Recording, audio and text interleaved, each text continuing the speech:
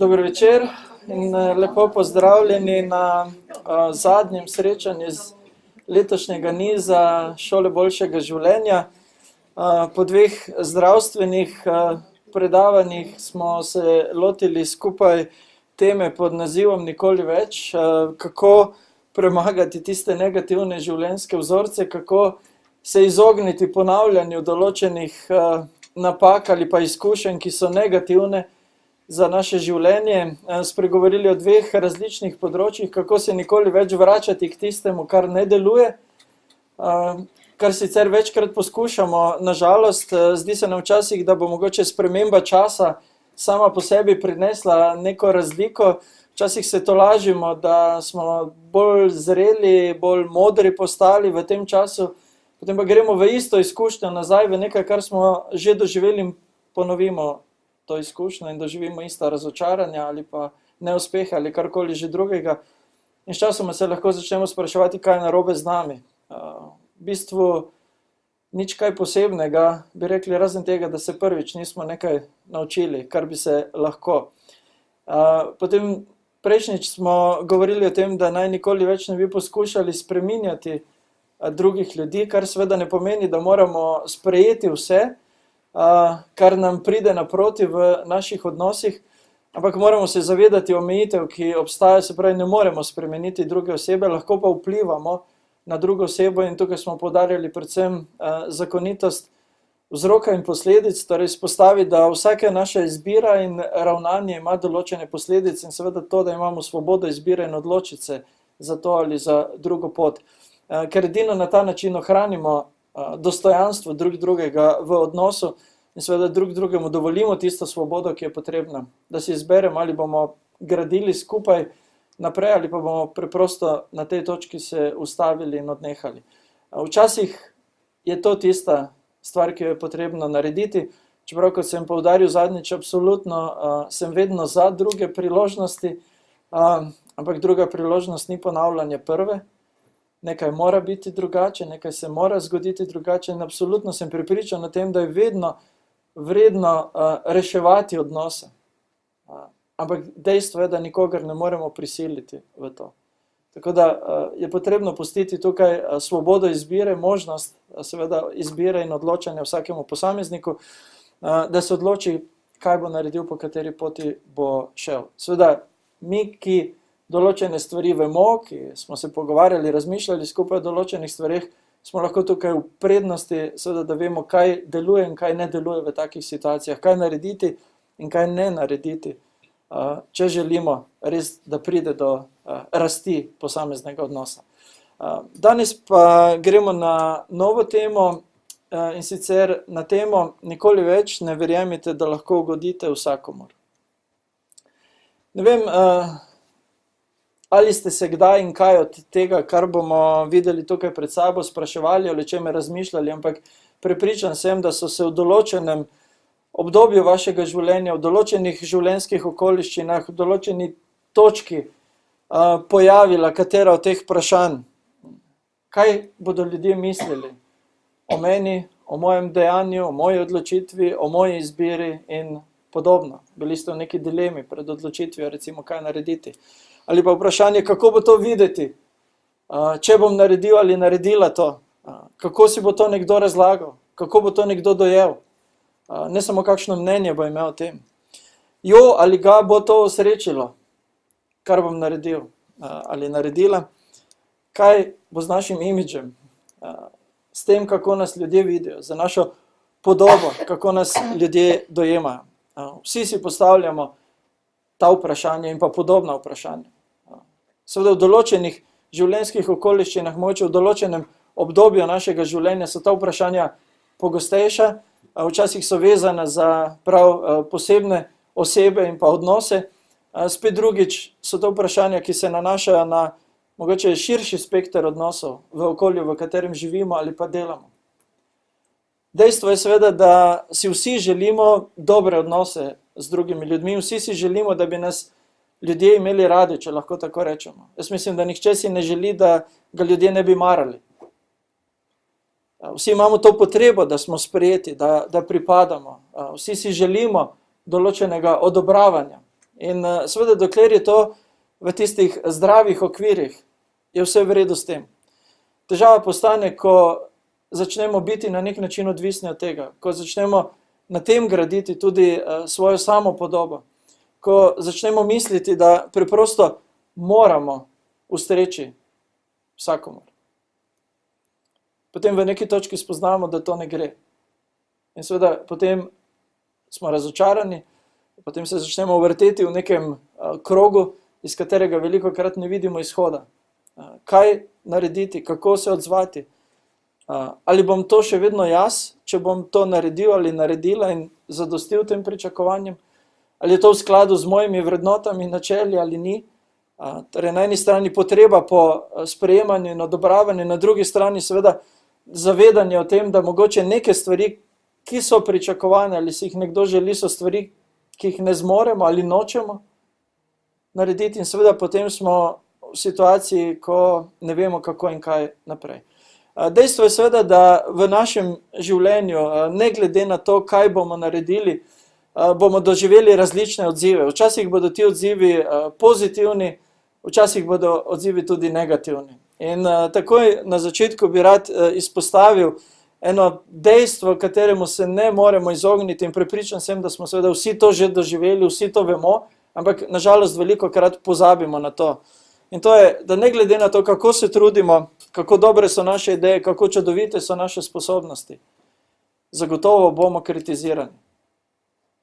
Ni izjem pri tem. Se pravi, ni nikogar, ki bi lahko vedno zadovoljil vse in požel samo odobravanje. Jaz mislim, da smo vsi to že doživeli. Seveda, ključno pri tem je, kako se na to odzovemo.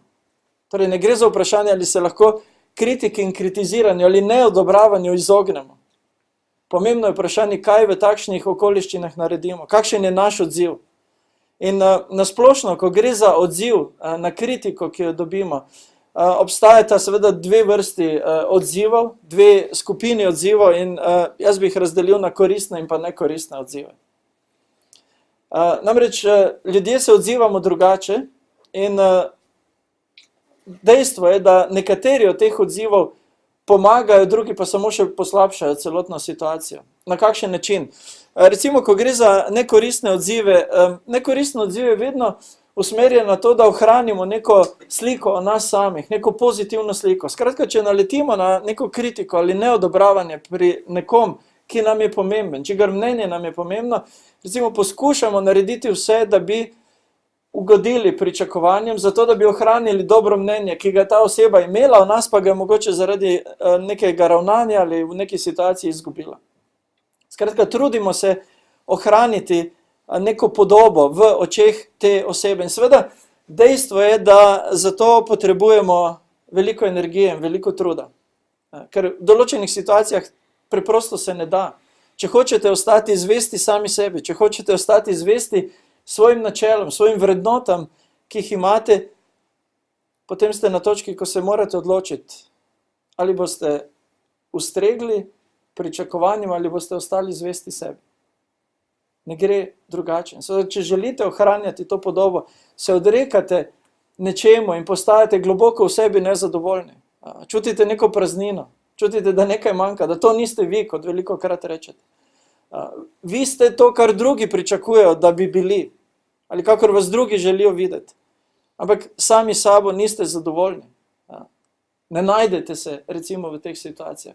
In takšen odziv, ko poskušamo ohranjati neko podobo, ki jo je nekdo ustvaril, neko sliko o nas, ki jo je nekdo ustvaril, je nekoristno odziv. Na drugi strani je veliko bolj koristno odziv, da smo osredotočeni, uporabimo zdaj to besedo, na svoje poslanstvo. Recimo, da se zavedamo, kaj je naša naloga, kaj je naša odgovornost. Recimo v naših odnosih v družini, če vzamemo to na primer, smo lahko kot starši velikokrat kritizirani. Naši otroci imajo neko sliko o tem, kakšne bi morali biti mi kot starši. Potem so tu še naši starši, ki imajo sliko o tem, kakšne bi mi morali biti kot starši v tej situaciji. In potem je tu še okolje, ki ima spet svojo sliko, kakšne bi morali biti kot starši. In ko se pogovarjamo seveda z različnimi skupinami, posamezniki, potem imamo to je niz pričakovanj, ki bi morali ustreči na nek način, če si ne želimo iz tega kroga ljudi, ki so nam pomembni, seveda, in ki so nam blizu, doživeti neko neodobravanje ali kritiko. Ampak bolj pomembno kot to, da poskušamo ustreči tem pričakovanjem, ohraniti to sliko starša v očeh drugih ljudi, kakršen bi moral biti, da se zavedamo, kaj je naša naloga kot staršev, kaj je naše poslanstvo. Ne glede na to, ali je to nekomu drugemu všeč ali ne. Zelo pomembno je, da smo osredotočeni na to, kaj pravzaprav moramo narediti, in enako velja za vse ostale odnose, kjerkoli se nahajamo, tudi na delovnem mestu ali prijateljske odnose in podobno. Skratka, zavedati se, kaj je naša vloga v tistem trenutku, ne pa to, kako si želimo, da nas nekdo drug pri tem vidi in kako ustreči tem pričakovanjem. Zakaj je to pomembno, da tukaj naredimo razliko? Ker če gremo po poti nekoristnega odziva, potem predajamo nadzor nad svojim življenjem drugim ljudem. Namreč pričakovanja drugih, zahteve drugih zdaj postanejo tisto merilo, po katerem se začnemo ravnati. Ustreči drugim. Angleži imajo en rek, disease to please, bolezen ugajanja. In veliko ljudi živi na ta način.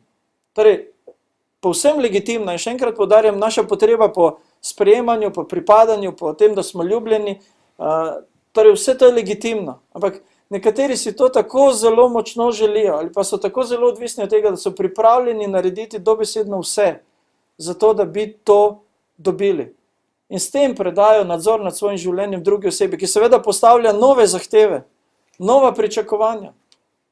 V recimo prijateljskih odnosih, jaz gledam naše otroke v šoli, moje obe hčeri, kako se stvari razvijajo velikokrat, pričakovanja, ti boš moja prijateljica, če. In potem pride, kaj vse mora narediti. In za otroka je to velik pritisk. In seveda, če otroku ne pomagamo na tej poti, da se zna postaviti na svoje noge, kot temu rečemo, da zna zavzeti neko zdravo stališče, se odzvati koristno v teh situacijah, potem tega otroka pripravljamo na nekoristne odzive kasneje, kot odraslo osebo. Ker vzorec, ki mu ga damo zdaj, bo ponavljal potem. In kot odrasla oseba bo spet v odnosih odvisen od pričakovanj drugih. In bo predal nadzor nad svojim življenjem drugim ljudem. Se pravi, drugim, ki nekaj zahtevajo, pričakujejo, si želijo, poskušajo, bo skratka ugajati. In takšen odziv seveda ni koristen, zato ker nismo, kar vedno znova poudarjam na teh naših srečanjih, mi nismo žrtve, mi smo gospodari svojega življenja. Naše življenje je v naših rokah. Veliko je stvari, ki vplivajo na nas, na katere mi nimamo vpliva. Ampak vendarle, tudi pri teh stvarih se mi odločamo, kako se bomo na njih odzvali. Če dovolimo, da okoliščine vplivajo na nas, potem mi smo na dobri poti.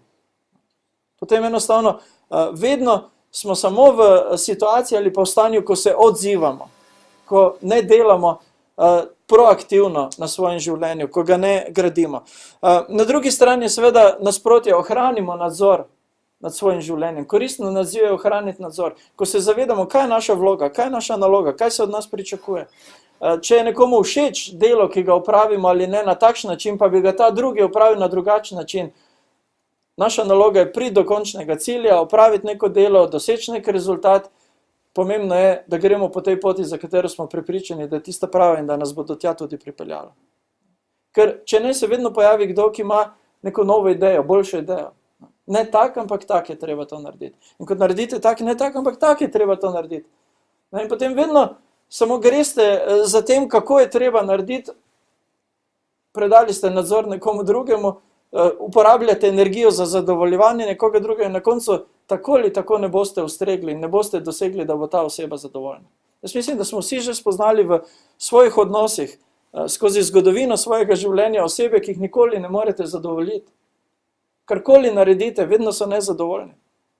Nikoli niste naredili dovolj, nikoli niste dosegli pričakovanega. Vedno je pričakovanje malo više. In tudi takrat, ko se vam zdi, zdaj pa sem končno, ne, se pojavi neka nova stvar in neka nova kritika. In zato je seveda poskusiti ugoditi vsem in vsakemu pričakovanju popolnoma nekoristen naziv. Torej, nekoristen naziv je ugajanje, Na drugi strani koristen odziv je živeti svoj potencial. Jaz ne morem biti to, kar nekdo drug pričakuje od mene. Ne glede na to, kako dobra so tudi lahko ta pričakovanja. Lahko pa sem vse tisto, kar sem lahko, kot smo že govorili. Nismo vsi enaki, vsakdo od nas ima v sebi nek potencial in naša naloga je, da ta potencial uresničimo, udejanimo v svojem življenju. Različni so, seveda recimo kot starši si želimo za naše otroke najboljše. Mislim, da ni starša, ki si ne bi želel najboljšega za svojega otroka. Ampak koliko otrok pravzaprav uničimo s tem, ko jih pripeljamo do tega, da poskušajo ugajati našim željam in našim pričakovanjem in našim zahtevam, našim idejam o tem, kar bi morali biti. Bodi si poklicno ali na katerem koli drugem področju. Otroci postanejo nesrečni, nezadovoljni. In veliko je tudi staršev, ki vedno dvigujejo svoje pričakovanja. Ki nikoli ne znajo reči, to pa je bilo dobro. Karkoli otrok naredi, nikoli ni dovolj dobro. Vedno bi lahko bilo še boljše. Pomembno je, da razumemo, kaj zmoremo, česa smo zmožni, da razumemo to tudi pri drugih, da spodbujamo vsakega, da doseže stvari, ki jih lahko doseže, da postane tisto, kar lahko postane. Da raste, da napreduje, to ni zadovoljiti se s tem, kakor je. Ampak je en zdrav pristop k rasti in sicer veliko bolj zdrav pristop, kot če poskušamo ugajati drugim in zadostiti različnim pričakovanjem. Tisto, kar je pomembno, pravzaprav je, da se v vseh teh odnosih, v naših odzivih, na kritiko, na pričakovanje, na zahteve drugih ljudi, odpovemo nemogočemu. In nemogoče je zadovoljiti druge osebe, zadostiti, ugoditi pričakovanjem in zahtevam drugih ljudi. To je misija nemogoče. Mislim, da če ste kdaj poskušali, ste že sami ugotovili, da je to tako. In da se namesto tega, da poskušamo narediti nemogoče, osredotočimo na tisto, kar je dobro oziroma kar je prav. Naše vprašanje, ko gre za naše izbire, odločitve v odnosih, doma, na delovnem mestu, kjerkoli, v okolju, kjer živimo, ne bi smelo biti, kako se bodo drugi na to odzvali. Ampak ali je to, kar bom naredil, kar bom izbral ali izbrala, prav, je dobro, je koristno, je potrebno. Ne glede na odzive. In ko se enkrat začnemo osredotočati seveda na to, kar je prav, na to, kar je dobro, in ne na tisto nemogoče, začnemo živeti tudi bolj mirno življenje. To ne pomeni, da bodo kritike izginile, da ne bo več pričakovanj. Ampak enostavno ne bomo dovolili, da bi te stvari usmerjale naše življenje, da bi nam jemale energijo. Ker to vam jemlje energijo, ko poskušate ugajati drugim ljudem. Drži? Ali ne? Drži. 100% drži. In zakaj potem to početi? Če tako ali tako ne moremo doseči tega, če to ostane nemogoče. Veliko pomembno je torej osredotočiti se na tisto, kar je prav, kar je dobro. In to narediti, ne glede na odziv, kakšen že bo. Če uporabimo eno športno analogijo, verjetno se športom ukvarjamo ali pa zanimamo za šport na različnih nivojih, ampak osnovno dilemo mislim, da bomo prepoznali tukaj. Vprašanje, ki si ga moramo zastaviti v našem življenju, ali bomo igrali napad ali obrambo. Obramba je vedno odzivanje na to, kar se dogaja. Spravi, ves čas se samo odzivamo. Drug nekdo diktira, kako igramo pravzaprav. Če želimo v katerem koli športu uspeti, kljub temu, da obstajajo različne filozofije, se moramo osredotočiti na cilj tega športa. Kaj pravzaprav želimo doseči? Kar pomeni, da začnemo igrati napad. Ekipa, ki bo pri košarki igrala samo obrambo, ne bo nikoli zmagala. Potrebno je zadeti koš. Spravi, to je tisto, do česar moramo priti. In v življenju velja ravno tako. Ali bomo se vedno samo odzivali, ali bomo vedno samo reagirali, ali bomo zavzeli neko torej reaktivno stališče do vsega tega, kar se dogaja, dovolili, da drugi diktirajo našo igro, ali pa bomo preprosto prevzeli pobudo, postali kreativni, razmišljali o tem, kako doseči tisto najboljše, največ, kar lahko dosežemo, kako uresničiti ta svoj potencial. Skratka, šli bomo v akcijo, kot temu radi rečemo. In pomembno je, da se tega zavedamo, da se odločimo, po kateri od teh dveh poti bomo šli. katero bomo izbrali kot svojo življenjsko pot. Ker če ne, bomo vedno samo reagirali na želje, pričakovanja, zahteve, kritiko ali karkoli drugih ljudi. V eni od filmskih scen, v enem filmu, zanimivem, dialog med očetom in sinom, oče pravi sinu, pravi, kako si mi lahko to naredil? Izbral je sin neko drugo pot od tega, kar je oče pričakoval. In zelo globok odgovor pravzaprav tega sina, pravi, oče, to nisem naredil tebi, ampak sem naredil zase. Torej, jaz prevzemam pobudo, ne glede na to, ali je to tebi v tem primeru všeč ali ni. Prevzemam odgovornost zase, za svoje dejanja, za svoje izbire, za tisto, kar je prav in kar je dobro, ne glede na to, kako se bo odzval. In reakcije seveda so lahko zelo burne in vsi to vemo, kadar ne zadostimo pričakovanjem. Vi poznate te reakcije v svojem življenju, jaz jih poznam v svojem življenju. Vsakdo od nas, v različnih odnosih, ki jih imamo. Neke ideje, zamisli, želje na eni strani in potem naša izbira, ki gre nasproti temu. Potem reakcija. Kako je to možno? Kako si lahko nekaj takega? Kaj je s tabo? In podobno. Zelo pomembno je, da izberemo tisto, kar vemo, da je dobro, kar je pravo. Tisto, kar nam bo pomagalo uresničiti naš potencial, torej doseči cilj in smisel našega življenja. Če še malo gremo naprej v športni analogiji, moramo se zavedati, da vsaka naša izbira, vsaka naša odločitev, tako kot pri golfu pravijo, vsak udarec koga razveseli, koga pa tudi ne. In to je dejstvo, življenjsko dejstvo. Ko boste nekaj izbrali v svojem življenju, nekdo bo zadovoljen, nekdo pa bo nezadovoljen s tem. Lahko ste zadovoljni vi, ne nezadovoljen nekdo drug, lahko je zadovoljen nekdo drug, pa ste nezadovoljni vi. Ampak dejstvo, ki izhaja pravzaprav iz tega, ne morete priti v situacijo, ko bodo vsi zadovoljni. Tega ni, to je misija nemogoče.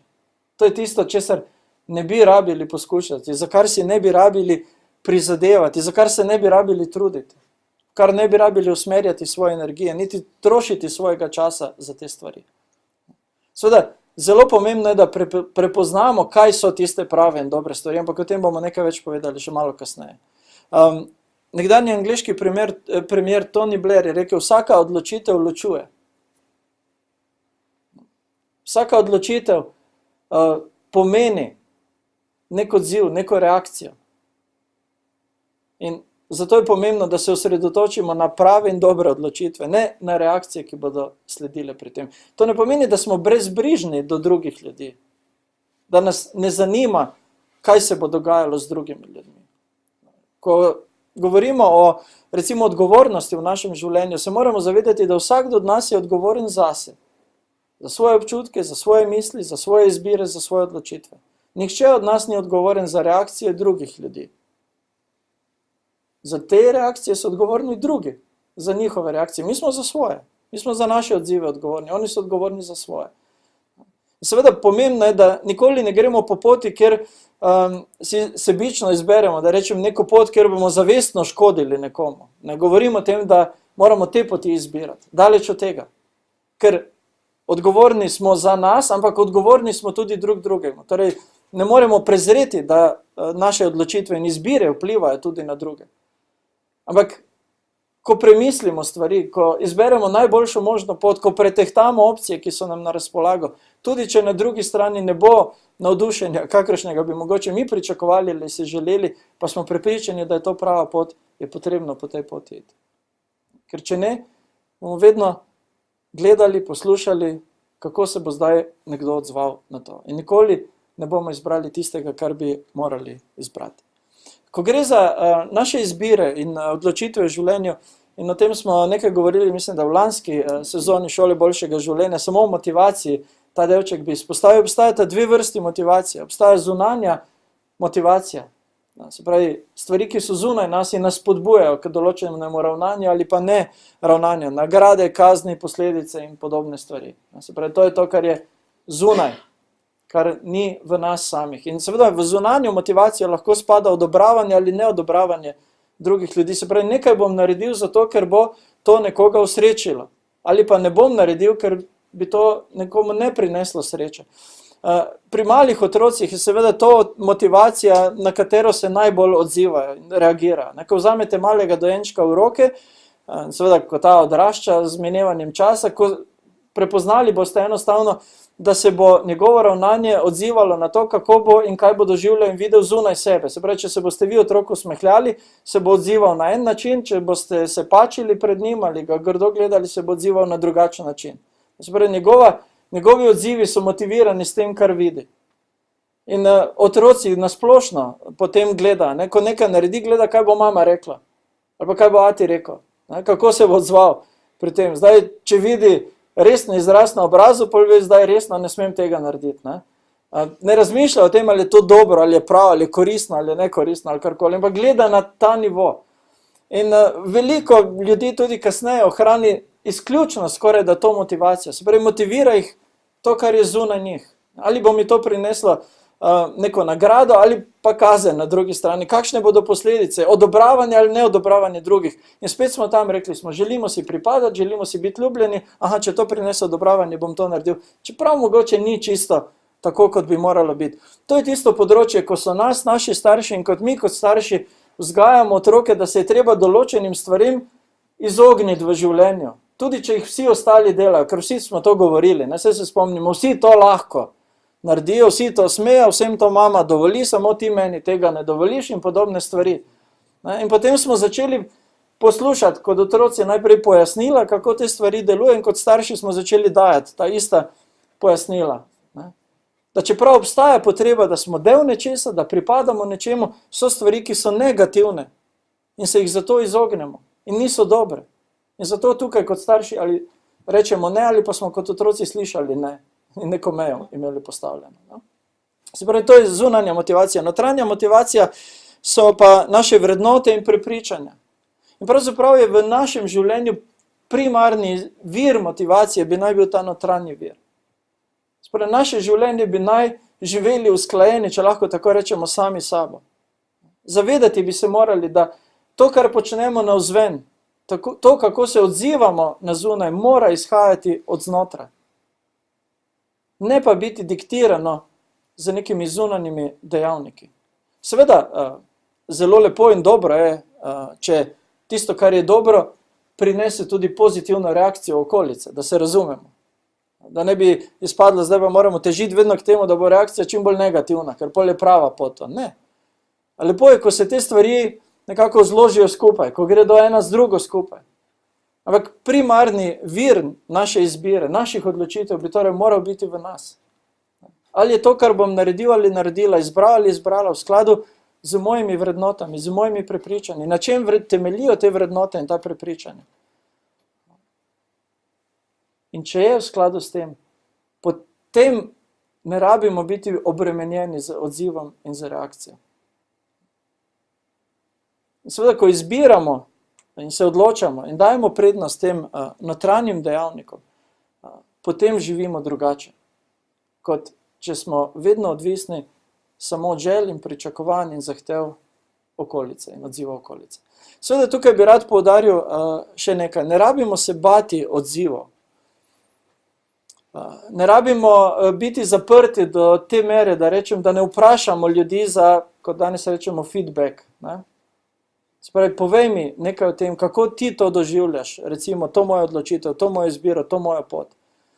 Vse je to dobro in koristno, ampak ne zato, da bi vse prilagodili potem temu in da bi temu ustregli, ampak zgolj, da lahko to, kar slišimo, ocenimo in ovrednotimo v luči naših prepričanj in vrednot, ki jih imamo, in vidimo, kako lahko mogoče na drugačen, boljši način te vrednote in ta prepričanja izrazimo. Spravi, nismo odvisni od odziva kot takega, ampak ga poslušamo, ocenimo ga in vidimo, kako nam lahko ta pomaga, da postanemo še boljši in da naredimo korak naprej k uresničitvi našega potencijala. In tu je razlika. Imate ljudi, seveda, ki so zelo odvisni od odzivov.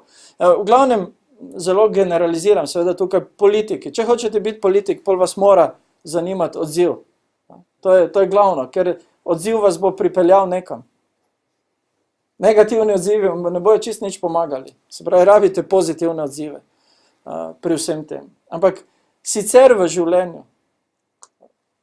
mora tista primarna naša skrb biti, ali je to, kar sem jaz. Ali je moja izbira tista izbira, ki temelji na mojih vrednotah in mojih prepričanjih. Ker če ne, nismo na dobri poti, nismo na zanesljivi poti, nismo na varni poti, bomo tudi rekli.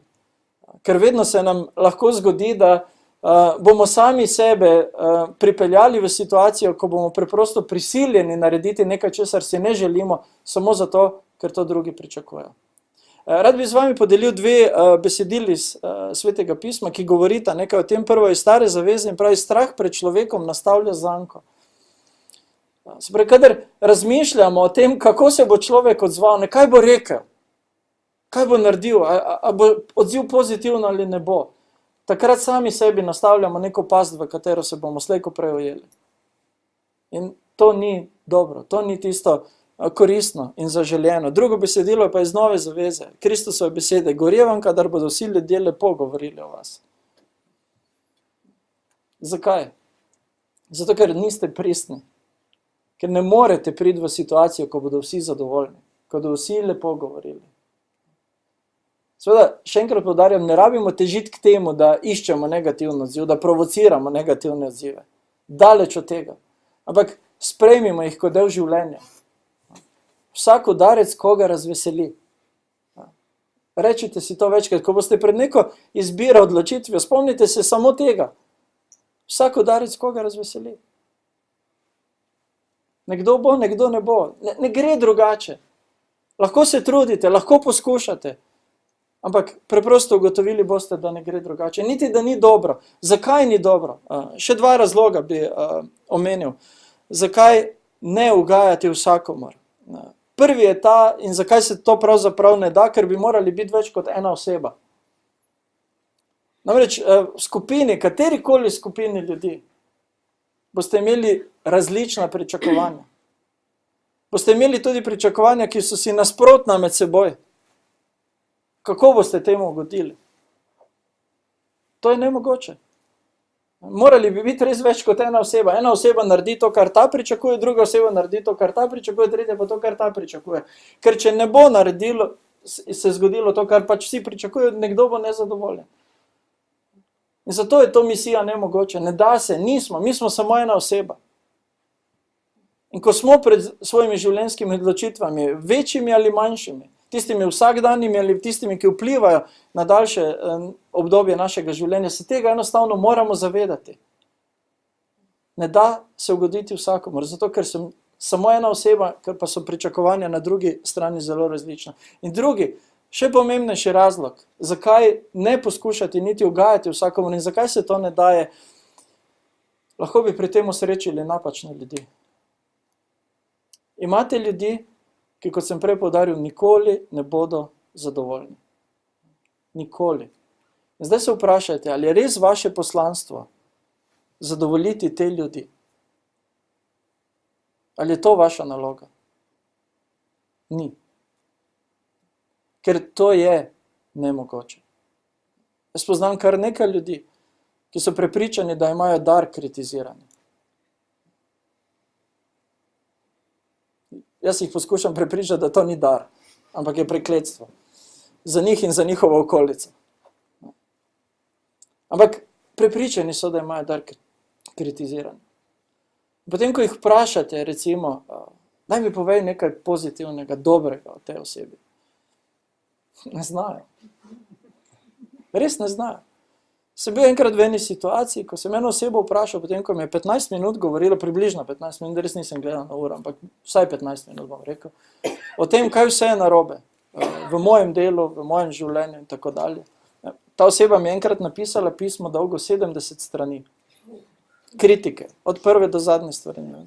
Veste, da je hudo narobe nekaj z mano. 70 strani kritike. In ko sem jo vprašal, potem sem rekel, daj mi povej eno stvar, pa ne v zvezi z mano, če je to tako hudo, ampak v zvezi z mojim delom nasplošno, kjer sem kjerkoli vključen, kaj je dobro. Ni znal povedati. Čeprav je šlo za več ljudi, ki so bili vključeni, recimo to isto. Ne vem, koliko je bilo tišine, meni se je zdelo zelo dolgo, vsaj 5 minut bom rekel, je bila tišina. Predno je iz usta eno besedo, ki ni imela nobene zveze z mojim vprašanjem. in s tem, o čem je bila tema. In a res moram poskušati ugoditi tej osebi? A ji lahko? Mogoče lahko 70 strani zmanjšam na 35. Ampak ali je to moja naloga? A je to moje poslanstvo? A je vaše poslanstvo, da naredite to? Ne, ni. Niste na svetu zato, da ugajate napačnim ljudem, ki se jim ne da ugoditi. Ste pa na svetu zato, da živite svoj potencial, da dosežete največ, kar lahko dosežete. Da rastete osebnostno, da rastete v svojih odnosih, da ti postajajo boljši. In da bi to dosegli, seveda je potrebno se zavedati, da ne moremo ugoditi vsem ljudem. In tega niti ne poskušati. Ampak živeti svoje življenje skladno s svojimi vrednotami in svojimi prepričanji. Seveda, ko govorimo o teh stvarih, rad bi še to poudaril, da se nam ni potrebno izogibati nikoli nepriljubljenih odločitev. Nekatere odločitve vemo, da bodo nepriljubljene. Drži? Drži. Že vnaprej vemo, kakva bo reakcija. Kakšen bo odziv. Čist jasno nam je.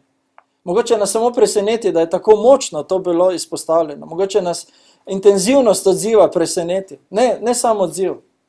Ampak vemo, kaj bo. In seveda v takih trenutkih smo na točki, ko se vprašamo, a je res pametno to? A je res treba to narediti? Konec koncev, a mi je tega treba? Tudi to se vprašam. In seveda v takih trenutkih začnemo tehtati in potem razmišljati. In tisto, kar damo na tehtnico, so ti odzivi okolice. Potem si rečemo, ne, ni mi tega treba. Lahko živim bolj mirno življenje, če se ne bom rabil ukvarjati s tem, kar bo nekdo govoril, ali pa mislil negativnega o meni, bom pač naredil to. Čeprav vem, da ni prav, ali pa ni dobro, ali pa ni najbolj koristno, ni to najboljša izbira, ampak glej, da se na nek način zaščitim, bom izbral to pot. Kratkoročno to lahko prinese neko olajšanje, ampak dolgoročno vam ne bo prineslo nobene razbremenitve in nobenega pozitivnega učinka. Slej, ko prej boste prišli spet na isto točko in ko boste spet tam v tej situaciji, bo ta odločitev zdaj še težja. In odzivi in reakcije mogoče še bolj negativni pri vsem tem. Takrat si boste rekli, zakaj nisem že prvič tega naredil. Mi imamo en rek in pregovor, da je boljša prva zamera, rečemo nekaj o tem. Ne mislim, da se moramo namerno komu zameriti. Ampak, če neko stvar treba sprejeti kot odločitev, če nekaj treba narediti, je to potrebno narediti takrat, ko je res treba. Ne čakati, ne odlašati, ker ne bo se nič spremenilo, kvečemo še težje bo vse skupaj postalo. Sam sem nedolgo nazaj šel skozi en proces nekega odločanja v zvezi z eno odločitvijo, ki daleč od tega, da je priljubljena in da je lahka in da je dobra. In tudi meni so se, čeprav sem ta predavanja ravno v tem času pojavljala ta vprašanja, ali je tega treba, ali je to dobro, ali bi se raje temu izognili in podobne stvari. Potem sem si rekel, zdaj, če bom jaz vam govoril, da morate narediti tisto, kar je prav in dobro, ne pa tisto, kar je priljubljeno, potem je prav, da tudi jaz to naredim. Ne? In je treba sprejeti tudi takšne odločitve, za katere vemo, da ne bodo priljubljene, da ne bodo sprejete za navdušenje, če smo prepričani, da so prave, dobre in pa koristne. Ker edino na ta način bomo mi rasli in bodo rasli tudi naši odnosi. Sploh pri recimo odnosu z otroki, v družini. Včasih se nam zdi pa, glej, malo popustim, pa si zagotovim miren popoldan. Ampak mogoče smo si res zagotovili miren popoldan, ampak nismo si zagotovili mirnega naslednjega popoldneva ali pa naslednjih popoldnevov, ki pridejo. Ker naši otroci spet poskušajo isto. In potem seveda nam reče, glej, zadnjič sem lahko, danes pa ne smem tega. Potem mi ne želimo biti slabi starši in rečemo, ok, vemo, da ni dobro, vemo, da ni koristno, vemo, da je nekaj druga, boljša opcija, ampak zaradi ljubega miru. In potem smo v bistvu kontrolo nad našim življenjem, vidikom odnosa z otrokom predali v roke otroku. Nismo mi več starši, ki izbirajo, ki usmerjajo, ki vodijo, ampak je otrok tisti, ki izbira in usmerja in vodi. In v ostalih odnosih velja enako, povsem enako. Želje, pričakovanja naših prijateljev, zadovoljstva ali nezadovoljstva našega zakonca, Vse to je tisto, kar lahko seveda vpliva na nas, če dovolimo, da se to zgodi. Še enkrat poudarjam, ne pomeni, da živimo brezbrižno. Torej, ne zanima me, kaj se z drugimi dogaja. Ne, vsekakor želimo si dobro za drugo osebo, ravno tako kot tudi zase. Ampak ne dovoljujemo na drugi strani, da odziv določa, kaj bomo izbrali, če smo prepričani, da bi morali izbrati prav to stvar, ker je tista prava in dobra. In hitro, tako kot v odnosu recimo z otroki, s partnerjem ali kjerkoli druge, tudi druga oseba začne razumeti, da glede odnosa mislimo resno, da želimo dobro in da to prinaša dobro. S tem dajemo tudi zgled recimo našim otrokom, kako naj oni izbirajo, kako se naj oni odločajo v svojem življenju. Ker predvsem, ko gre za naše otroke, učijo se s tem, kar vidijo, ne s tem, kar mi govorimo.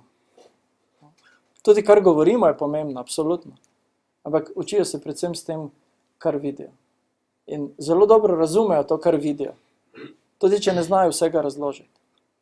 In če res želimo vzgojiti odgovorne in odrasle osebe kasneje, se pravi odrasle v vseh, ne samo po letih, ampak v vseh ozirih in vseh pogledih, potem je zelo pomembno, da se zavedamo tega, o čemer smo govorili nocoj.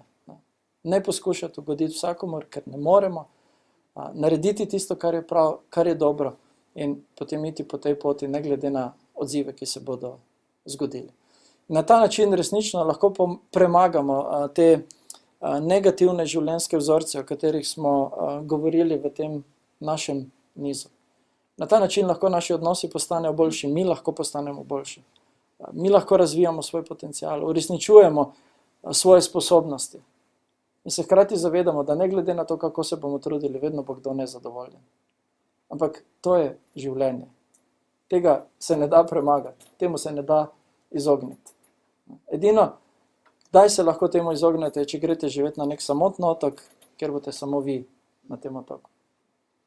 Takrat boste zadovoljni za vsako svojo izbiro in odločitve.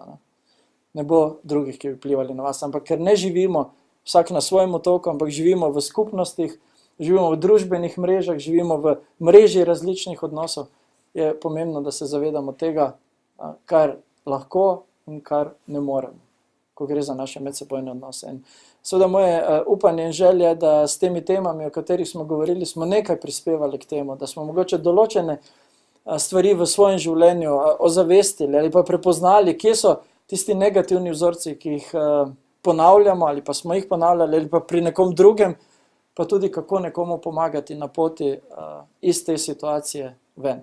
Ker mislim, da nihče od nas si ne želi imeti občutka, da je obtičal na neki točki svojega življenja, da je ujet v neki situaciji.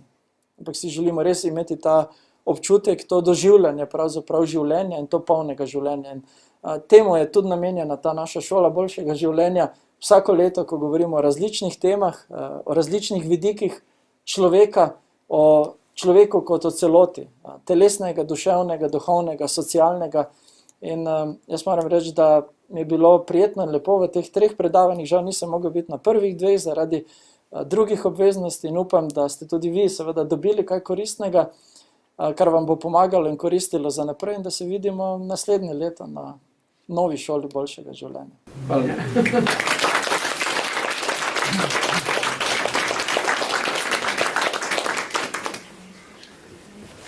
Jaz se res sem 3 predavateljem iskreno zahvaljujem. Lahko rečemo, da smo pridobili neka znanja ali pa ste nam celo osvežili nekako, spijo v nas, pa ste potegnili na plano.